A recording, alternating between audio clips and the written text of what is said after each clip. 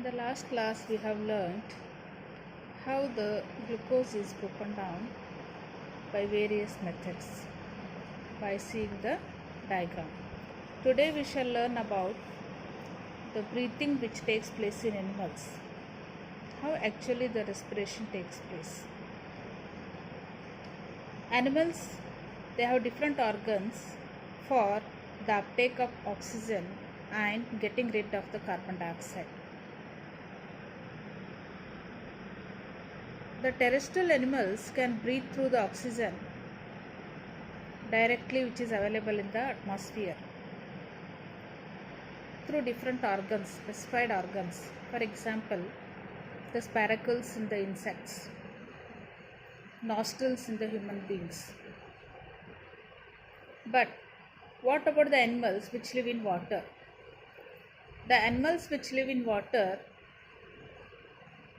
they have to depend on the oxygen which is dissolved in water.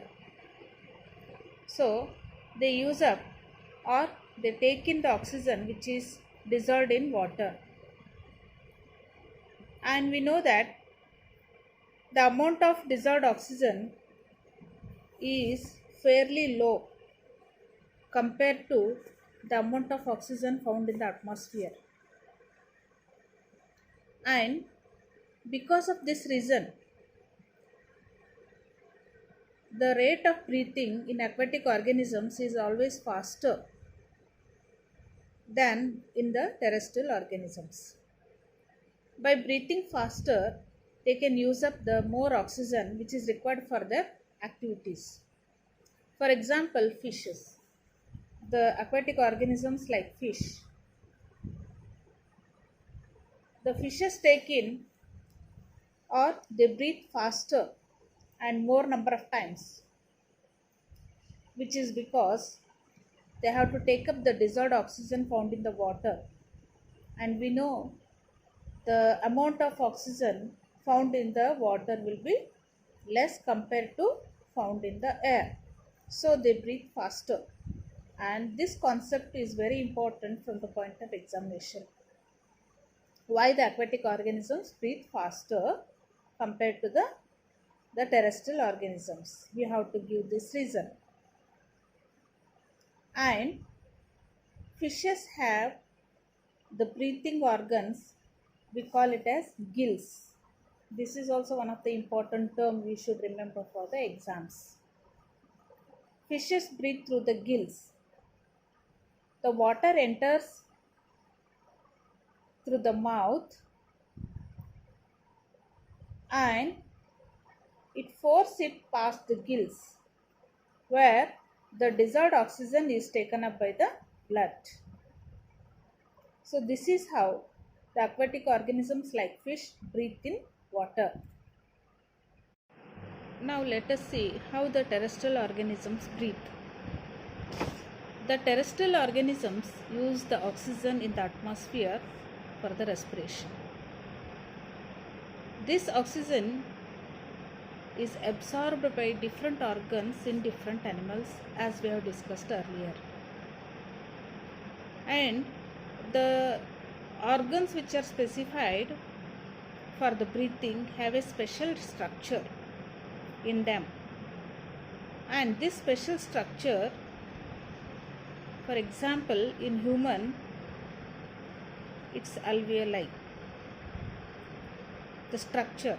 This structure increases the surface area which is in contact with the oxygen-rich atmosphere. Since the exchange of oxygen and carbon dioxide has to take place across this surface is actually it's very fine and delicate. As I told you, in human, this structure is nothing but alveoli. It's very fine and delicate. So, in order to protect such organs or surfaces, it is usually placed within the body. Like in human, these structures are kept in the lungs, and lungs are kept inside the rib cage. So, it needs some protection. So these have to be, so there must be some passage that will take air to this area.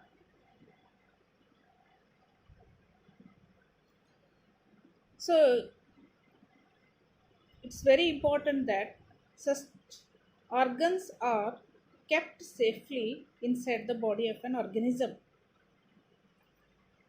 And in addition to this, there must be a mechanism for the moving of air in and out of this area where the oxygen is absorbed.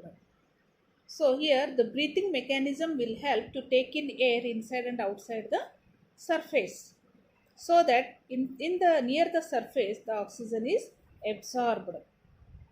Now we are learning human respiratory system in detail.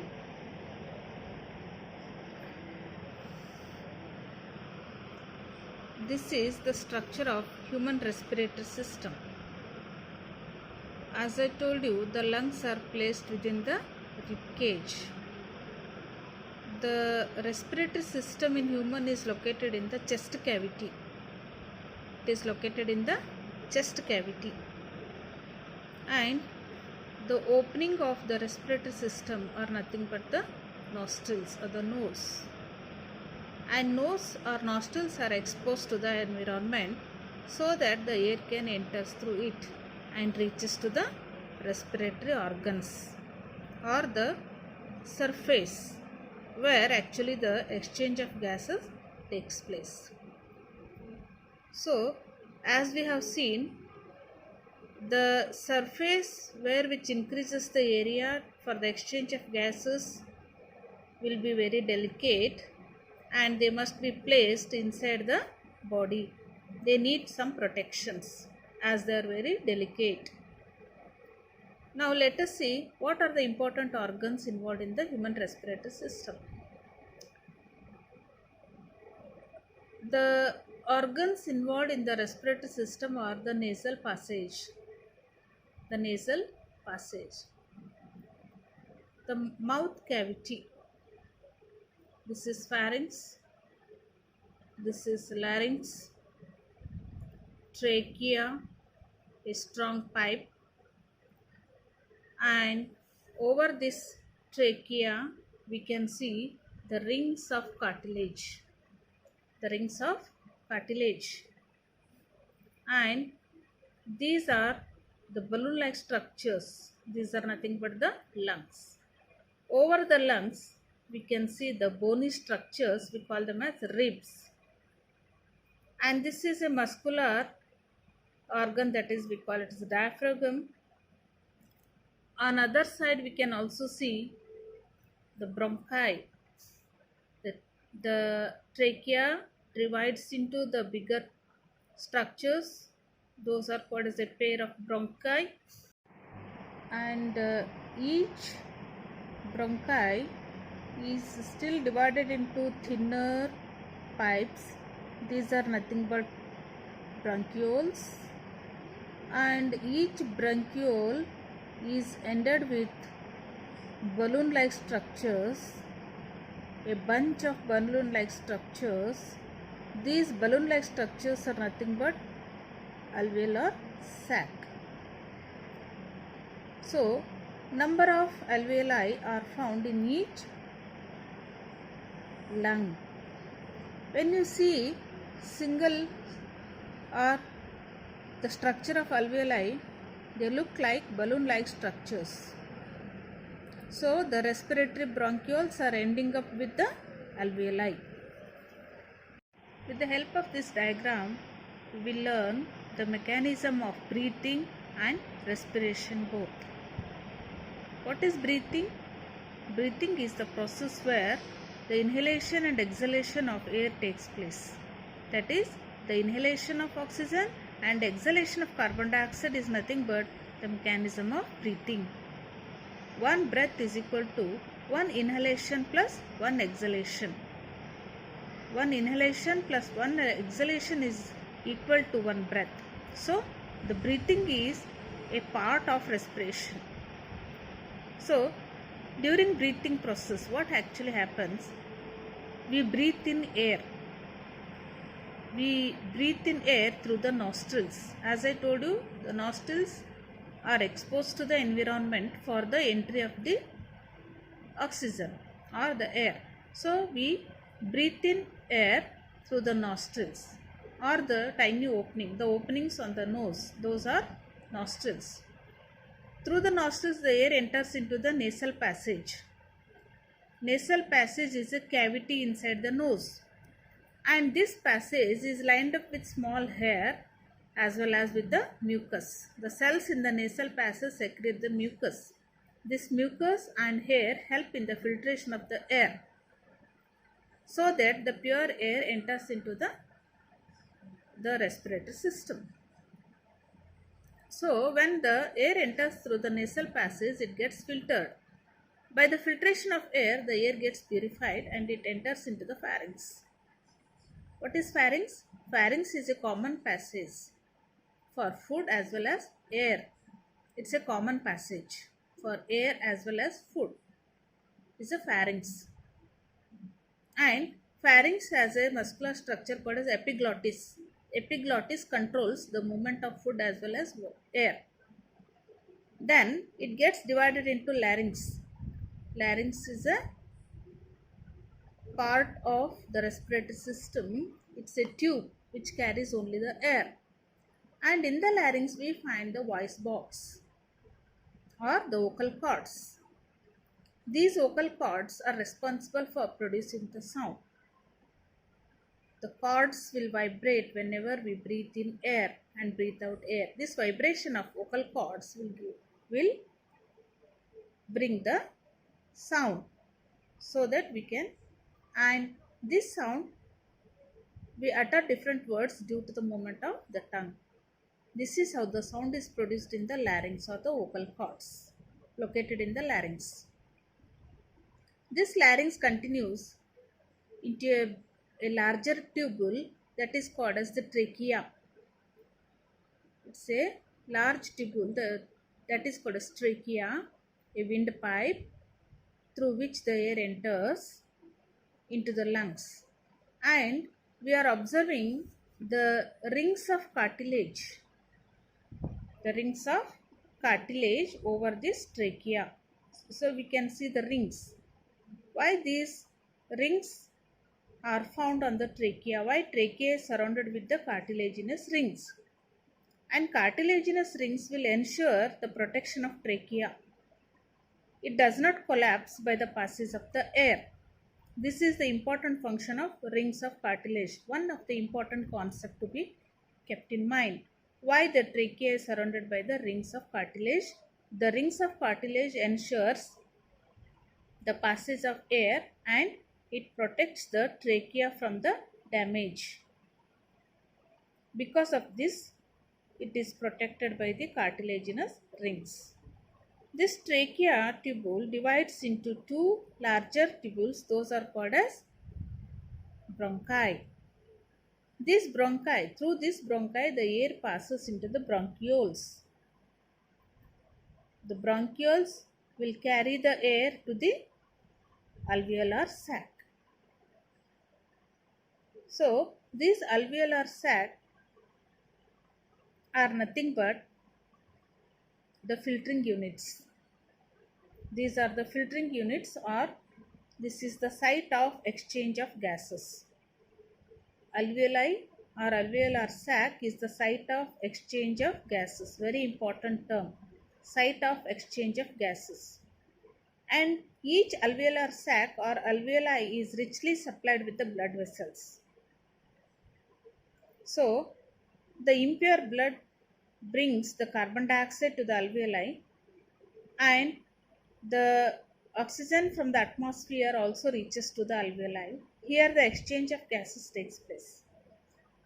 The oxygen gets into the blood vessel and from the impure blood the carbon dioxide is removed by the alveoli and carbon dioxide is again sent back through the same pathway into the atmosphere.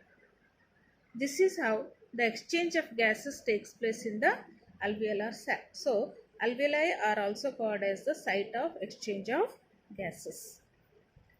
And we should also remember that always there will be some residual amount of air is left in the lungs. Why there is always a residual amount of air is left?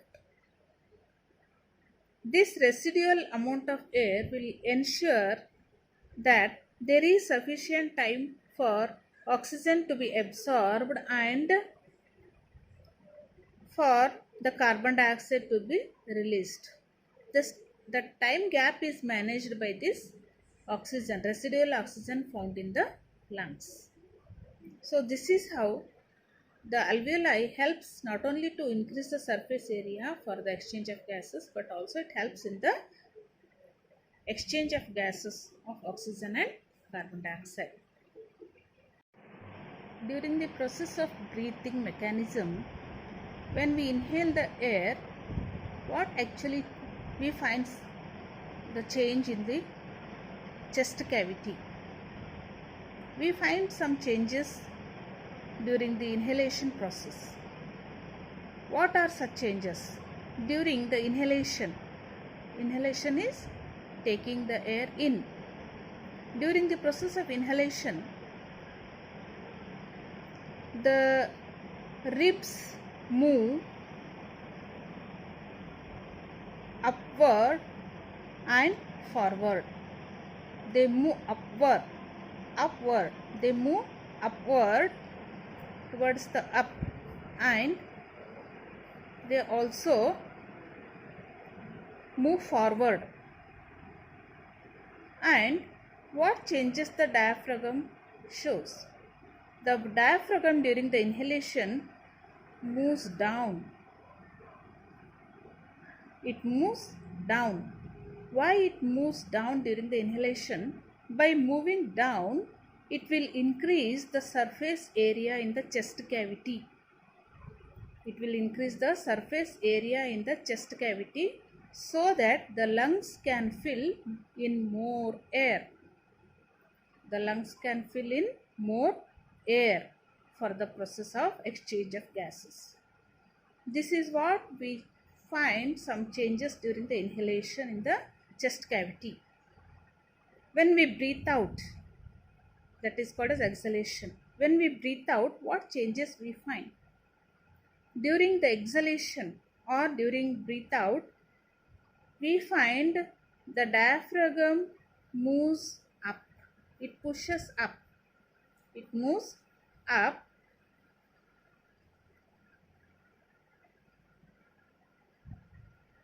And the ribs move downward and inward. So this is how we find some changes during the inhalation and exhalation process. Do you know how the oxygen is delivered to all the parts of the body? In the smaller organisms, when the body size is very small, like in unicellular organisms, the simple diffusion is enough to reach the oxygen to the cell of the body. And in the multicellular organisms, when the body design is very simple, in such conditions, the simple diffusion pressure is enough for the delivery of the oxygen to all the parts of the body. What if the body structure is very complex? How actually the oxygen is delivered to all parts of the body when the body is very complex? In the complex organism, simple diffusion is not enough to reach the oxygen particle to each and every cell of the body. In such conditions, there is a requirement of a respiratory pigment. There is always a requirement of the respiratory pigment. This pigment will help to take up the oxygen and deliver to all the parts of the body, or to each and every cell of the body or tissues of the body. So, what is this respiratory pigment called as or known as? The respiratory pigment in human is nothing but the red pigment. The respiratory pigment is nothing but the red pigment. We know what is this red pigment known as. The red pigment is known as the hemoglobin. What is this? This is nothing but hemoglobin.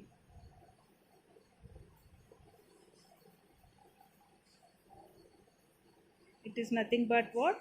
Hemoglobin. Hemoglobin is the respiratory pigment. The hemoglobin is the respiratory pigment which help in supply of oxygen to each cell and each tissue of the body. So we must remember the term hemoglobin or the respiratory pigment. This is one of the important term, hemoglobin, which can help in supply the oxygen to each and every cell or tissue of the body. And this hemoglobin is very much affinity. It shows very much affinity towards the oxygen, so that it can hold the oxygen particle and can supply. And we know where actually the hemoglobin is found. Hemoglobin is a red pigment. It's a red pigment found in the red blood corpuscles, that is RBCs. It is found in the RBC, red blood corpuscles. RBC, red blood corpuscles of the blood, hemoglobin. So which will help in the supply of oxygen. And how actually the carbon dioxide is expelled from the body.